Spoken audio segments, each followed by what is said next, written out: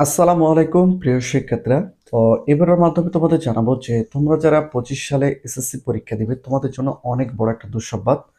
দুঃসংবাদটা কি ভিডিওটি তোমরা সম্পূর্ণ দেখলে জানতে পারবে। আর তোমাদের এসএসসি 25 পরীক্ষার্থীদের সকল বিষয় শাসন সহ সকল আপডেট কিন্তু এই চ্যানেলের মাধ্যমে তোমাদের জানিয়ে দেওয়া হবে। তো তোমরা যে চ্যানেলটিকে সাবস্ক্রাইব করে না রাখো অবশ্যই তোমার চ্যানেলটিকে সাবস্ক্রাইব করে রাখবে।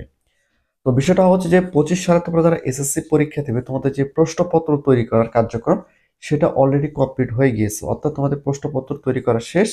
এখন তোমাদের পরীক্ষা যেদিন যে বিষয় পরীক্ষা হবে, অর্থাৎ যেই দিন যে বিষয় পরীক্ষা অনুষ্ঠিত হবে সেই দিনে তোমাদের পরীক্ষা কেন্দ্র থেকে থানা থেকে তোমাদের কিন্তু পরীক্ষার প্রশ্নপত্র তোমাদের কিন্তু পরীক্ষা কেন্দ্রে পাঠানো হবে।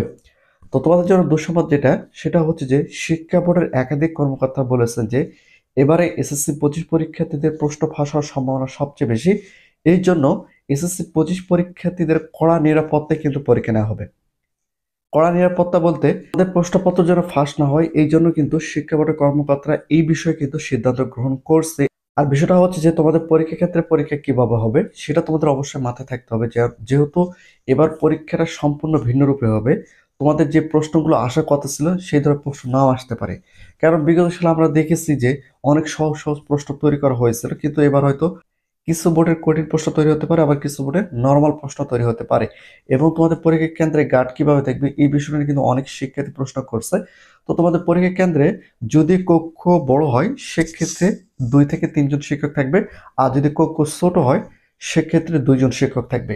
তো এটা হচ্ছে আর গার্ড স্যার গার্ড কিভাবে দিবে সেটা কিন্তু শিক্ষা বোর্ড থেকে নির্ধারণ করবে। তোমাদের রুম কত বড়ি তার উপর ভিত্তি করে কিন্তু কয়টা গার্ড কয়টা গার্ড স্যার দেওয়া উচিত সেই বিষয়টা কিন্তু শিক্ষা মন্ত্রণালয় বা শিক্ষা কর্মকর্তারা এই বিষয়টা নির্ধারণ করবে। তো এটা নিয়ে তোমাদের টেনশন করার কিছু নেই।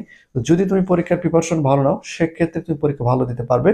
তবে এবার এসএসসি 25 পরীক্ষার্থীদের প্রশ্নপত্র ফাঁস হবে কিনা এই বিষয়ে কিন্তু শিক্ষা বোর্ডের কর্মকর্তারা বলেছে পাশ হওয়ার সম্ভাবনা খুবই কম। তারপরে অনেকেই রয়েছে যারা এই বিষয়গুলো নিয়ে প্রশ্ন ফাঁস করার বিষয়গুলো নিয়ে কাজ করে, তাদের বিষয়ে কিন্তু শিক্ষা বোর্ডের কর্মকর্তারা পদক্ষেপ গ্রহণ করবে।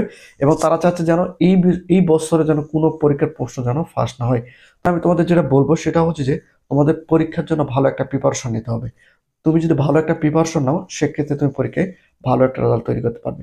আমি তোমাদের বারবার বলতেছি তোমাদের পরীক্ষার জন্য ভালো একটা প্রিপারেশন নিতে হবে।